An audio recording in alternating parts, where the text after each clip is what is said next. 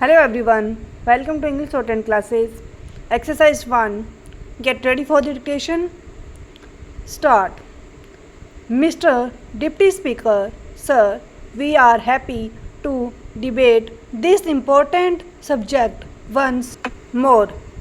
As you know, the defense debate should necessarily concern all of us and it should be based on a national consensus. It is not a one party business or a one man show. It concerns the entire nation, its security and liberty, as without a strong country, everything else has no meaning. Therefore, all valid viewpoints expressed must be taken into account in evolving such a policy. We have been warned about various threats as evident in this report of the Defense Ministry, and my only criticism, if at all I should say, is that a time has come when this nation expects that those threats and our counter postures to meet those threats must be spelled out more wisely.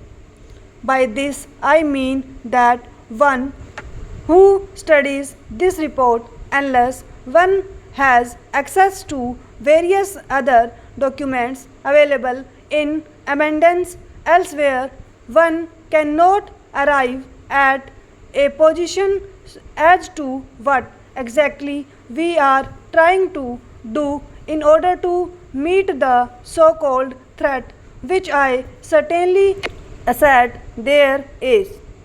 I think a time has come when the country should be taken into confidence, when the members of parliament should be taken into confidence as to what exactly we mean and what exactly we are going to do, and a slightly better understanding should be reflected by the Defense Ministry towards this point.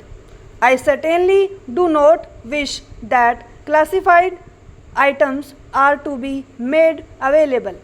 They are certainly the prerogative of the administration to keep, but they should give us, at least in general terms, what we are expected to know.